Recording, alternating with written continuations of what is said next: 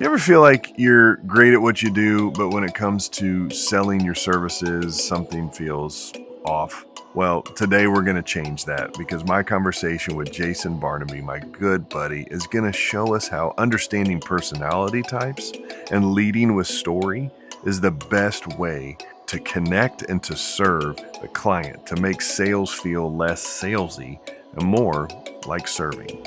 Let's get into it. Well, welcome back to another episode of the Coaching with Content podcast. So glad that you're here checking it out. But I'm here with my awesome friend and awesome person that you're about to meet, Mr. Jason Barnaby. Jason, thanks for taking some time with us today. Bro, so excited to be here. Love what you're doing. Yeah, that's awesome. Well, we appreciate it. And Jason, you are a fractional sales leader, which for a guy that's lived in the creative space for so long, it's kind of like, oh man, I think I know what that kind of means and what Right. you do. And you are a coach, but you're a fractional sales leader, and it's kind of all blended together and kind of what you do. So I just take a minute and just kind of introduce yourself and kind of what you do. Sure. Just give us that kind of framework, if you will. Absolutely. It's funny that you say that because I was introduced to this by a mutual friend of ours, Brian Neal. Shout out to Brian Neal. He challenged me probably 3 years ago. He said, "Why aren't you doing fractional sales work?" And I said, well, the first reason that I'm not doing it is because I don't know what that means.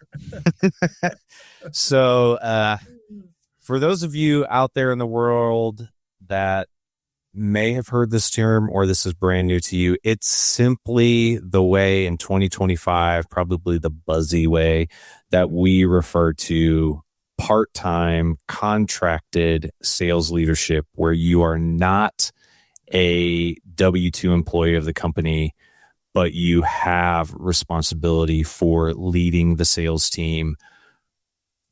I am not selling.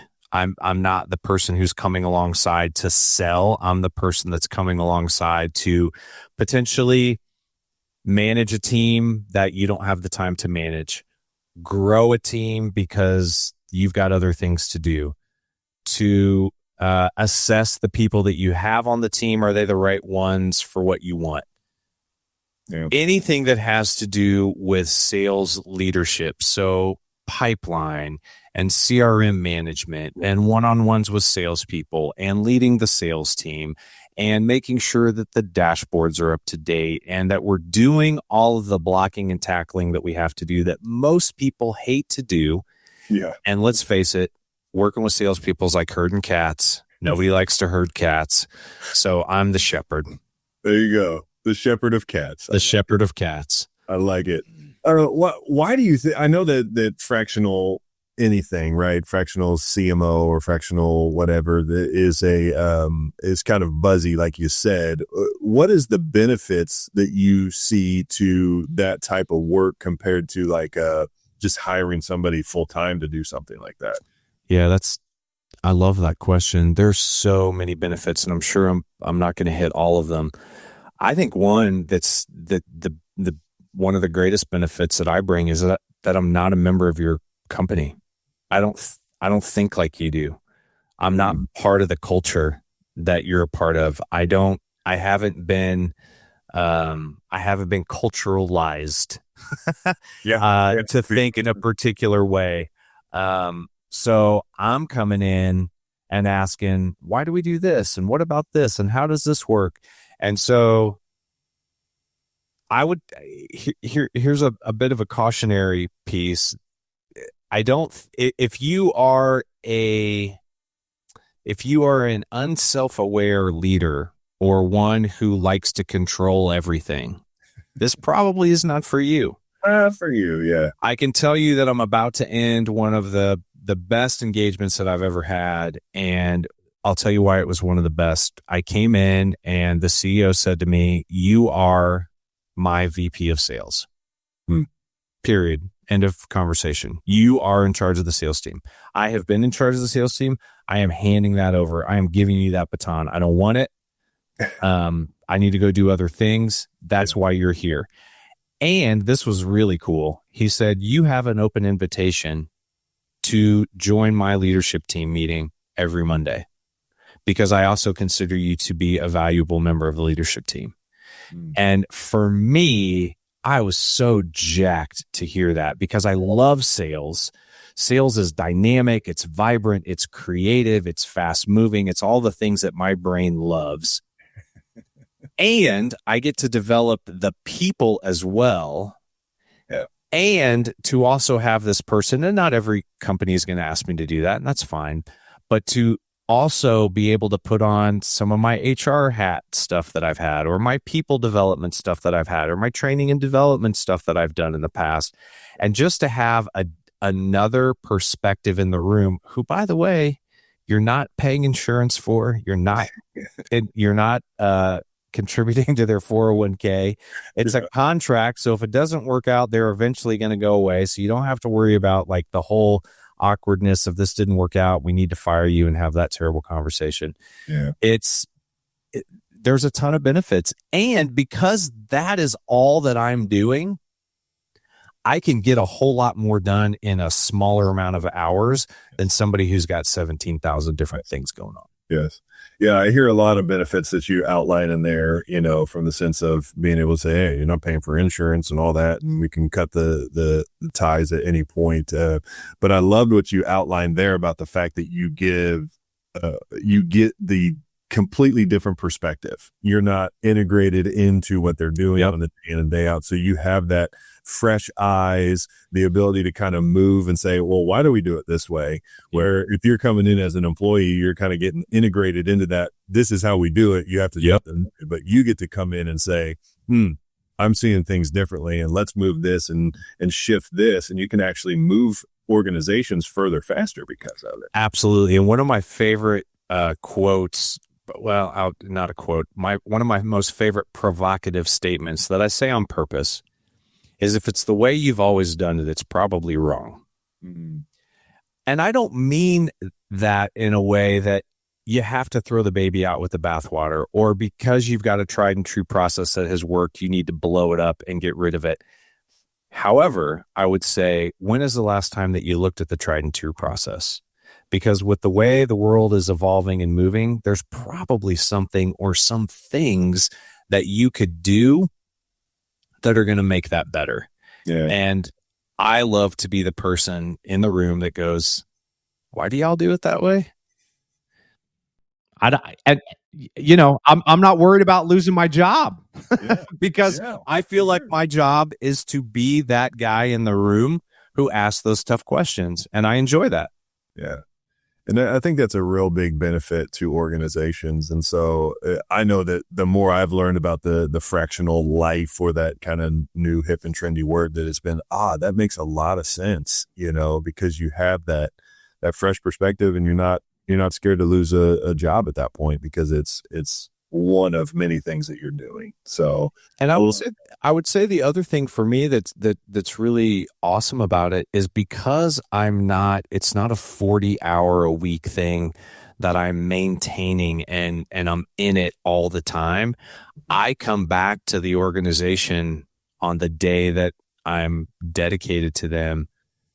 I may have been on a speaking gig in another state, or I may have been with an entire executive team on a retreat, or coaching a number of executives, and I get to come back. And so the energy, I feel like I'm always bringing a fresh energy back, because it's new, air quotes, every time I come back to it. Yeah. Yeah. That makes a ton of sense. And so, I like that. Well, Jason, you alluded to it a little bit when you were talking earlier. I think there's two things that I've been very interested about your approach, but one of those is, you don't just come in and teach the tools and the tactics and the ways, and you say, go execute this plan perfectly. You actually kind of have this approach where you really want to invest in the people as well. Yeah. And it's not just tools and tactics. It is making sure that they are healthy and they are whole and they are where they need to be, and a little bit of team development, I guess, all wrapped up in that. Yes. Can you talk a little bit about, one, why is that important to you, and how does that play out when you step into an organization? Sure. The research out there says that even more than a bump in pay, people really want to belong and to be seen and to know that the job that they are doing is appreciated, that they're contributing to the greater goal. And I've seen the strength of that, and I've seen the opposite when those things are not done. And I think one of the things that I see over and over, especially with sales teams, salespeople in general are go-getters, they're self-starters, they're ambitious, they're creative, they are fairly independent. And so I think there is this misconception that you hire these salespeople, get them together once a month or once every 3 weeks on a sales call, and we'll talk about numbers and we'll say who's at the top of the leaderboard, and then we'll dismiss and make sure that, with a reminder, please make sure to turn in all of your expense reports and your Amex, things. In every single sales team that I've ever worked with, those are the issues. Yeah. I personally believe that salespeople really need individual attention, but because sales is so competitive and because it can be so cutthroat, no salesperson wants to say, I'm not really good at prospecting. I'm not really great at presenting. I'm not really good when it comes to negotiations. I stumble when I have to really close the deal. I love making relationships and building relationships. It's hard for me to cross over from that to ask for a sale or to ask for business. And so one of the things that I do is I use the Enneagram personality profile assessment. Yeah. And I use it for, and I don't say this lightly, and I don't say this over dramatically. I've done the DISC, great assessment. I've done Myers-Briggs. I've done Predictive Index. I've done StrengthsFinder. I've been certified in some of those. I think they're good. Yeah. Yeah. And for me personally, the Enneagram literally changed my life for a couple of reasons. Number one, it gets to what your core motivators are. And I don't think that you can truly lead a team if you don't know what motivates the core of each person that's on that team. Because the misconception often in sales, because people make good money in sales, is you're motivated by money. Everybody likes a good paycheck, and we want to drive a nice car and not stress about bills, but money isn't the end all be all. Maybe you want to sell a really complex deal, or maybe you want to make sure that once you get into a company that you can cross sell because you love relationships, and that's what really fuels you. So for me to work with those folks and to help them understand what their motivators are, to help them understand how they behave in stress, to help them understand what the core components of their personality are when they show up. Because here's the thing, Darren, I was in my early to mid 40s before I took my first Enneagram assessment, and I was gobsmacked by the things that I didn't know about myself. And I consider myself a fairly self-aware person. Yeah. And so what I think happens an awful lot of the time is I think that salespeople get missed in that because we make an assumption that they've got it figured out. We need to give them tools and support and let them go. Yeah. It can be a lonely, life, right? Like in that sale, because like you're saying, it's very competitive. So it's like, I'm not going to share with you that I'm struggling in XYZ. 100%. Thus you kind of just keep shrinking back. And that begins to bring in some of the when you talk through the Enneagram, the dark side or the shadow side of things, and you end up really in a place that's not healthy. And I can see where you're saying, you're like, let's talk about that, right? Let's bring that out and put that on the table. And that's beautiful. How have you seen, as you've done that, we'll talk about which Enneagram number you are here in a minute, but how have you seen that transform teams when you step into bringing that in? Well, I think in two ways. Number one, to help the individual truly understand how they are showing up in the world and what their characteristics are. And I know there are people that are going to listen to this who've never taken an assessment. I remember the first time I took a Myers-Briggs assessment, I was 23 years old, and I answered all these questions, and I came back and this guy gave me a report, and I was like, how in the hell did somebody write down all of these things about me that I've never said out loud that are true? So true. How do they know that? And for me, the Enneagram was that on steroids.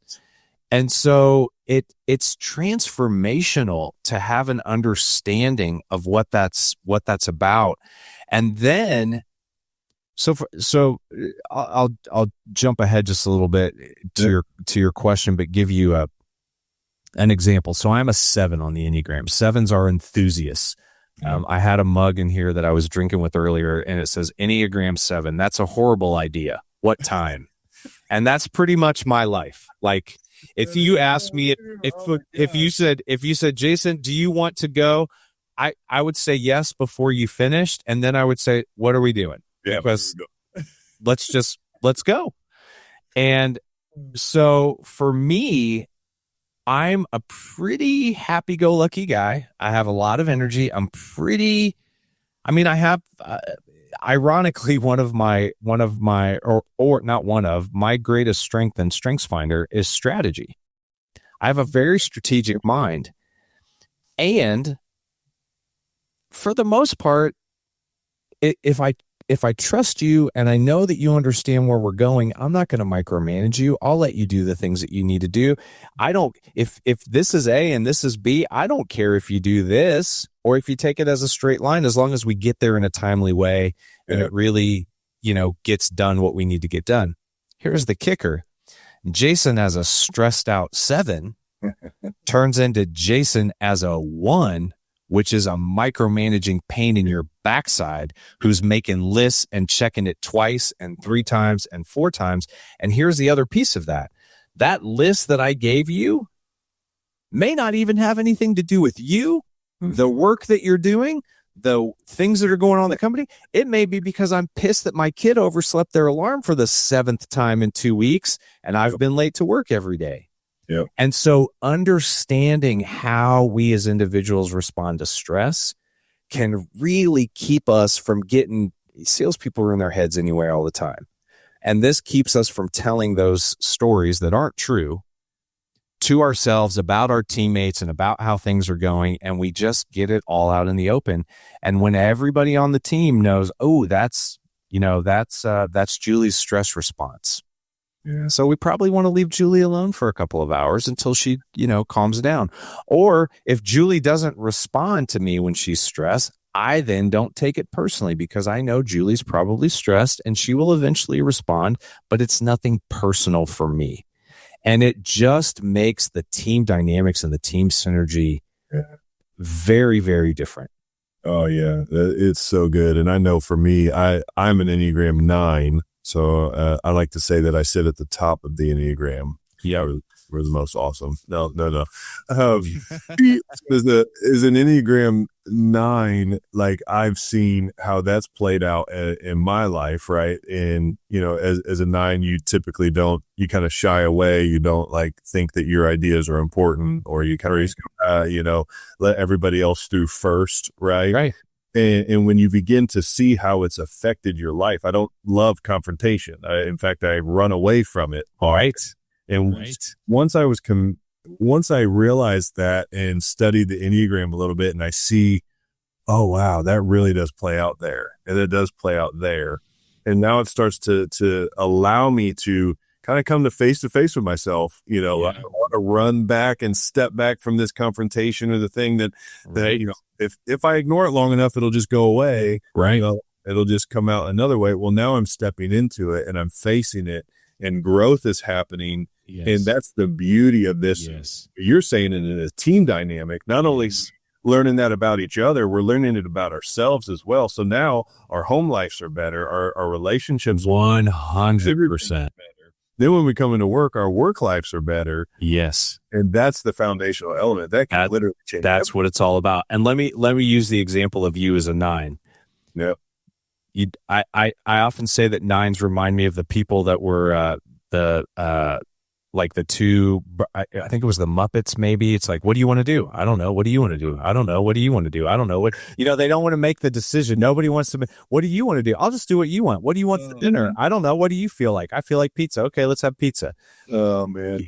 That's my life. Nines are not going to be the people that raise their hand and go, ooh, ooh, ooh, like Horseshack on Mr. Cotter. I'm dating myself terribly. A little bit, but that's all right. But here's the thing, as a sales leader, if I know that Darren on my team is a 9, I know that Darren isn't going to raise his hand likely when I'm asking questions about a new strategy or a new product that we're rolling out. And so me as a leader, I need to be reminded to say in the meeting, Darren, what do you think?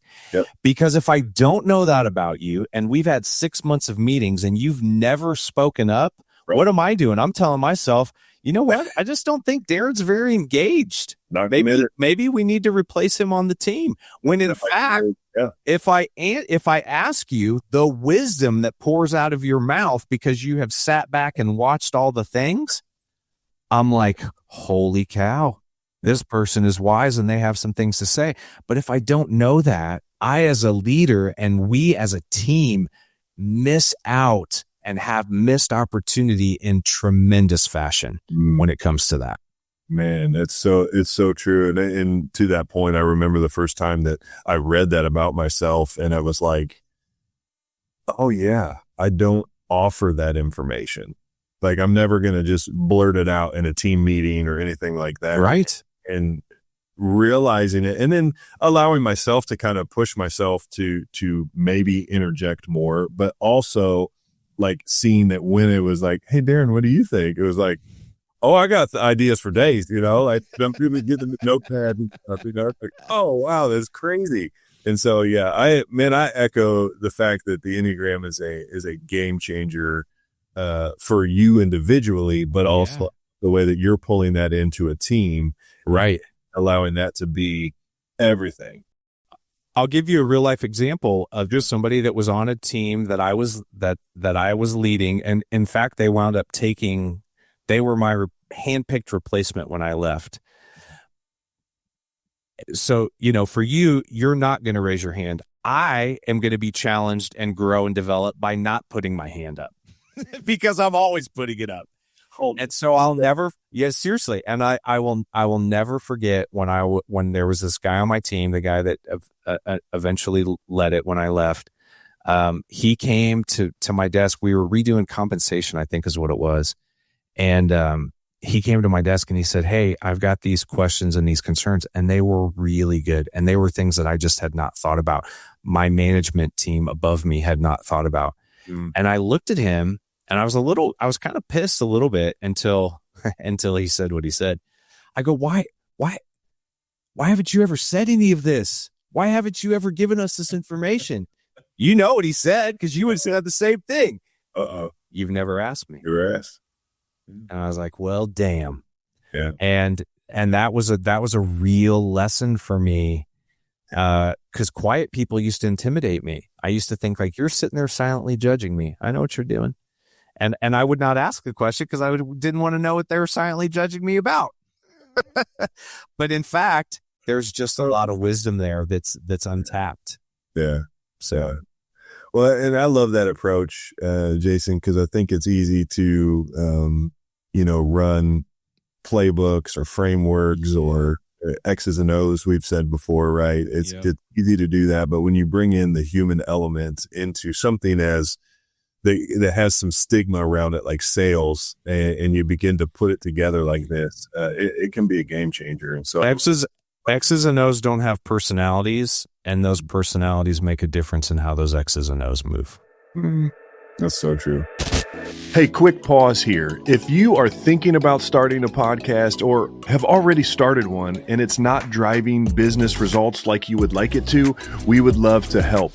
At 1898 Creative, we install a proven podcast system, a strategy that helps you leverage your message to attract premium clients without adding more to your plate. So if you're ready to turn your podcast into an authority engine, Book a call over at 1898creative.com and let's build something awesome together. All right, now let's get back to the conversation. Well, I love that approach, but there's another approach too. As a creative person, I always love this idea. But you talk a lot about storytelling within sales, and this is kind of something that you really are passionate about, and I want to highlight in the work that you do with every organization and every client. But talk to me about this approach of storytelling within sales and why it's like so passionate for you. Stories are so powerful. And I would imagine folks listening to this have heard this phrase when you talk about a presenter, you talk about a person who is, keynote speaker or something, or maybe just giving a presentation at a company meeting. And it's hard for us, I think, to believe this because we think that what we say is so important.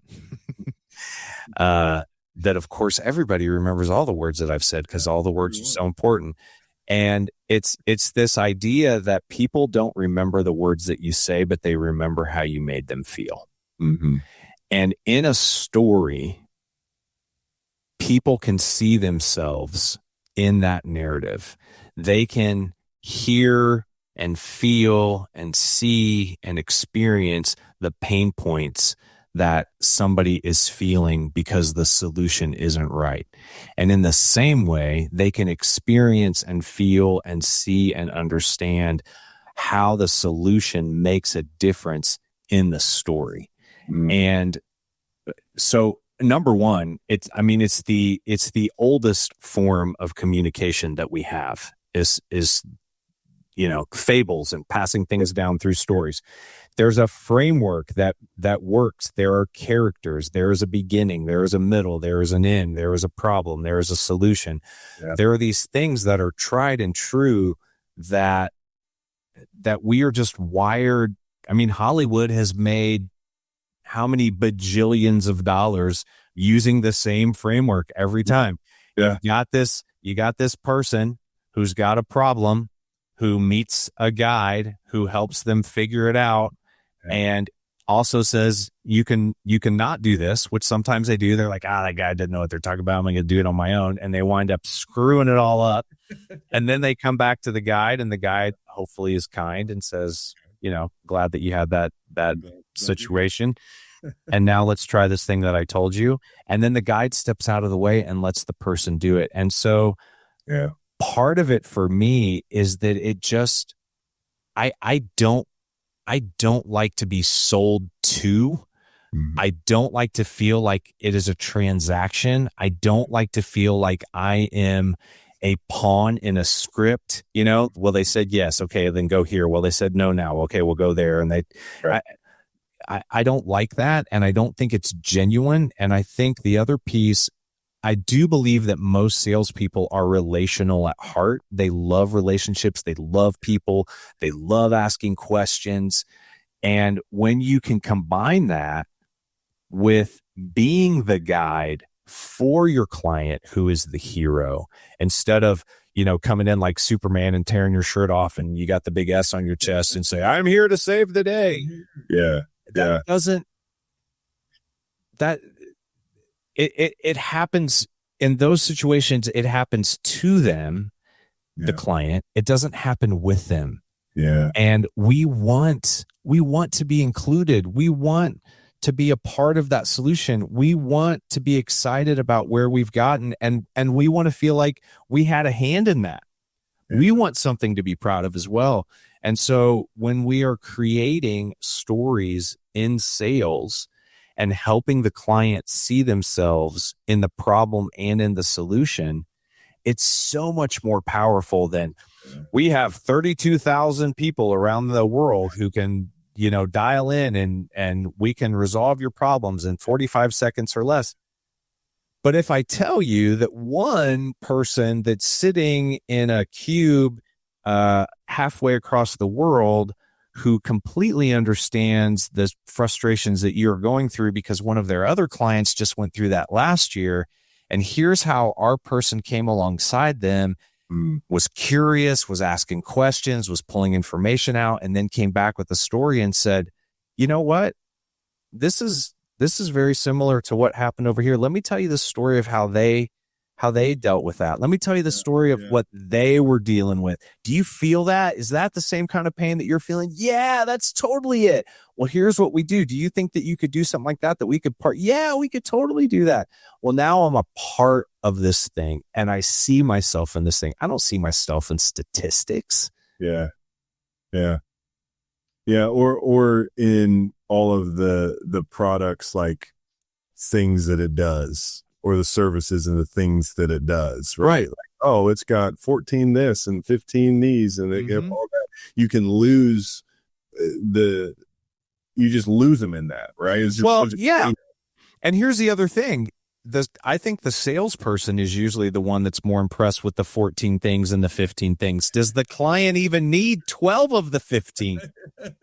Because we make these assumptions, and my grandpa showed me when I was 6 years old what assuming does. So, you know how that all works. Yep. But we make these assumptions that we know what they need because they called us or we were referred to them. So we come in with the S on our chest and let me tell you how awesome we are. And we've got this product that's got these 15 features. And have we ever even stopped to say, what's going on? What do you need? Where are your pain points? What's your frustration? If I had I love this question. If I had a magic wand that I could wave today, what 3 problems would you want to solve that would make tomorrow easier? And if you can ask that question and then shut your mouth, the things that you're going to learn and the stories that then you will be able to tell them, and you may realize, you know what? They don't need any of these 15 things. They need this other thing. Yeah.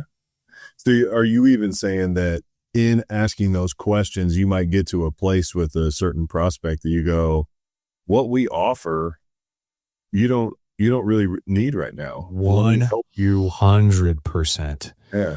One of the most important things in sales, and again, I'm gonna shout out my friend Brian because he talks about this all the time, and I agree, is to check your intent. What is the intent? And again, we've been sold to by people that we know have a quota and it's the end of the month and we're getting hard sold to bad because they want the bonus and they need the thing.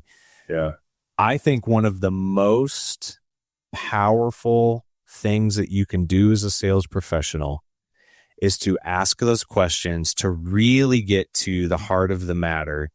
And if your solution is not a fit, to tell them, you know what, after we've had these conversations, I don't really think that we're a good fit. And that's where most people stop. I don't think we're a really good fit.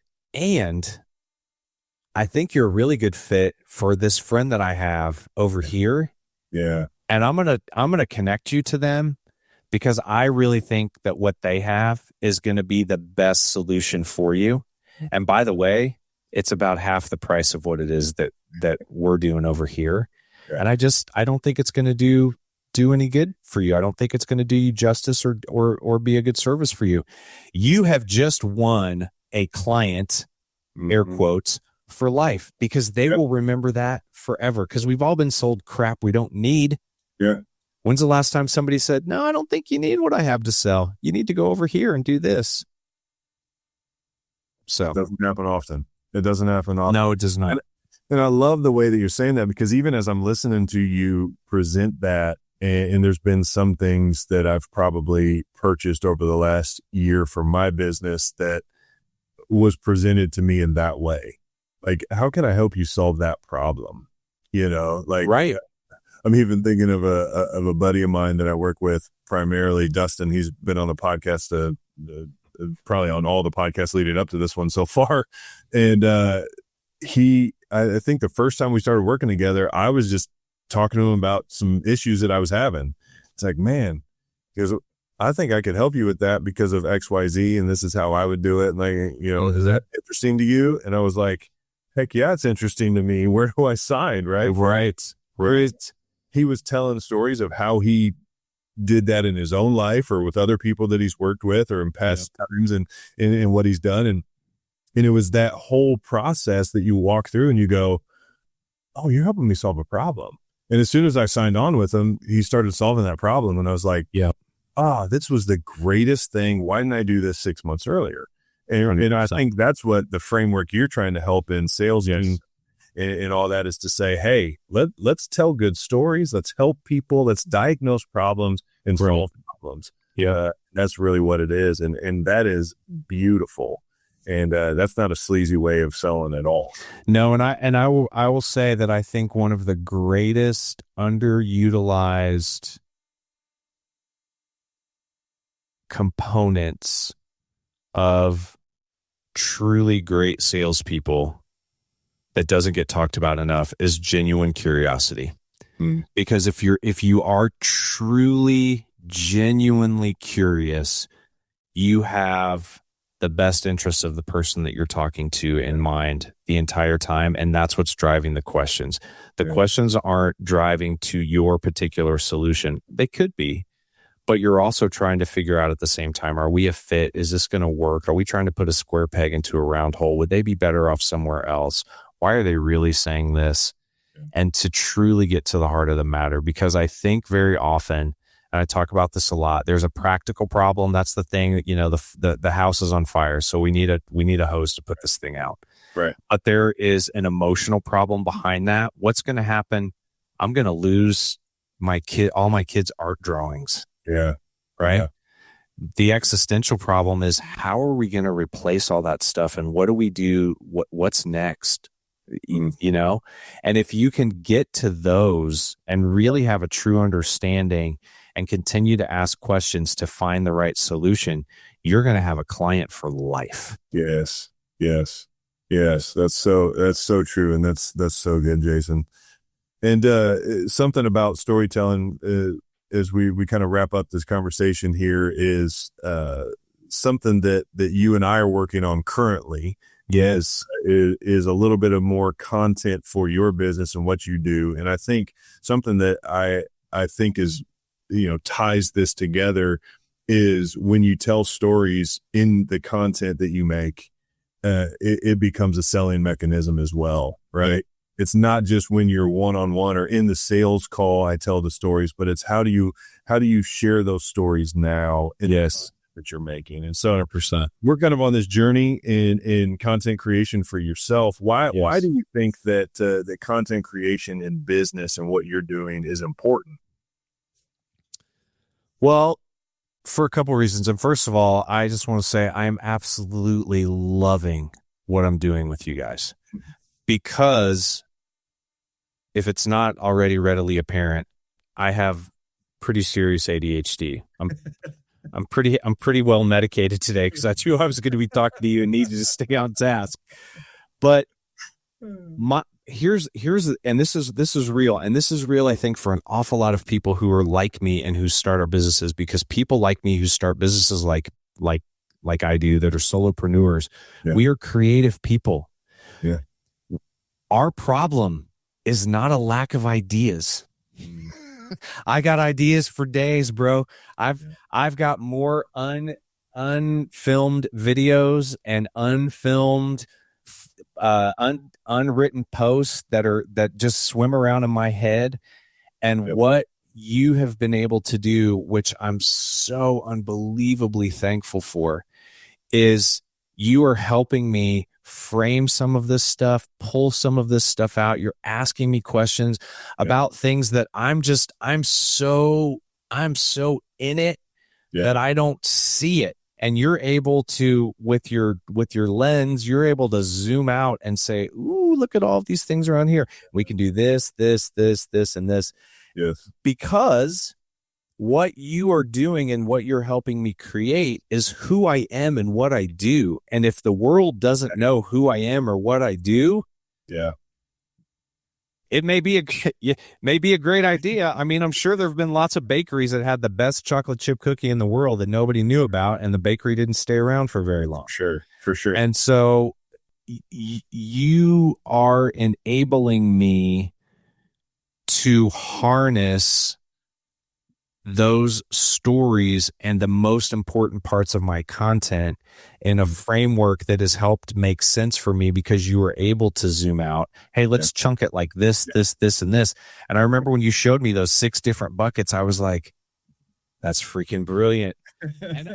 And none of those buckets that you gave me, I was like, oh, I didn't know I had that bucket. I knew about every single one of those buckets, but I had never organized it in that particular way. And now it makes this like amoeba amorphous kind of thing that's out there that I know is out there, but it's like Jello on a hot day trying to hold in your hands. Like, how do I hold on to this stuff? And all I'm doing is getting sticky hands and all the Jello's in the dirt. You have now given me like solid frozen Jello cubes where you go, here it is, dude. This is the thing right here. This is it. It's been such a breath of fresh air for me. Well, thank you for those kind words too. And that's the thing that I want to present to a lot of folks that we try to work with, is the reality that often we have what's kind of been coined the curse of knowledge, right? We're just do it. We can't see it. And it takes somebody else, much like what you were saying, when you come into an organization, you have fresh eyes and you have fresh perspective and you have the ability to go, have you tried this? And you're like, I didn't even see that there, right? Like, oh man. And so that's what I love about this, is we can kind of come in and find those things, discover those things together, and then start to put that together in content, get your voice out there, and really start to make a difference with the content that you make. Because really what it boils down to, I mean, the name of the podcast is named there for a reason. You can coach people through the content that you make every day. I mean, there's there's CEOs and CFOs and sales leaders that could come across your content and learn from who you are and what you do. And that's what the whole purpose of putting content together. It's not to go viral. It's not to be in the next section. It's about to help the people, which is what you say in your storytelling, right? Yeah. Storytelling process is because you want to help the person in the absolutely in the good way, and that all stems together. And so when we add that into the content, I think it does something beautiful. And I'm real excited to see that kind of come to life in your business and where you're at. So yeah, it's been great. And ultimately, you know, I think going back to that thing about curiosity, I think putting that content out there in bite-sized chunks also has an effect of sparking curiosity in others. Mm-hmm.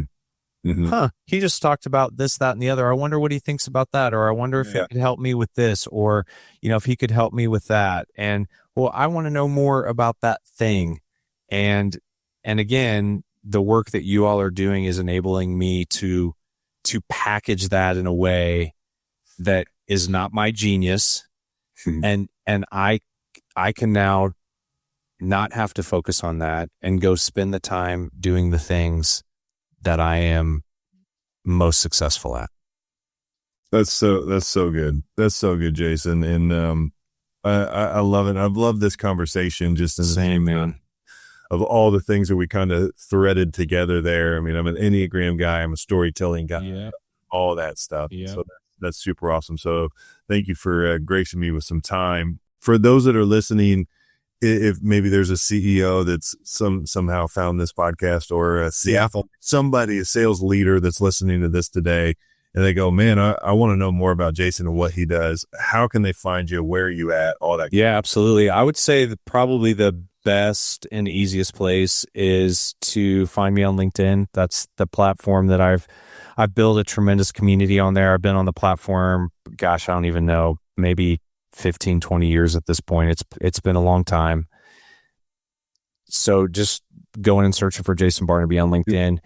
And the other thing is, you know, if you're listening and you think, I wonder what that would look like for me. My email address, jason@firestarterstribe.com. You can send me an email. I have a calendar link that I'll send to you for a 30 to 45 minute conversation where honestly what I do is just ask a lot of questions, and it's no obligation. If we get done and you go, hey, thanks for the info, I go, okay. Yeah. Because I'm hoping that you're going to walk away with something that could make a difference that day. But if you really need the help, then hopefully you figure that we've got some synergy there and there's an opportunity to work together. I love that. And again, Jason, I just, I'm so proud to be a part of kind of the journey and what you're building and what you're Appreciate that, man. And, it's so cool to see, and can't wait to see what the next iteration of all this stuff looks like. Right. You continue to tell stories and change people's lives with what you're doing. And so, with that, thank you for listening, taking the time to be a part of this podcast today. Yes. We love all of this kind of stuff, coaching with content. You have a message that's inside of you, and it needs to have that megaphone put in front of it. We like to say that we're the megaphone to your message. So if you need, I love that.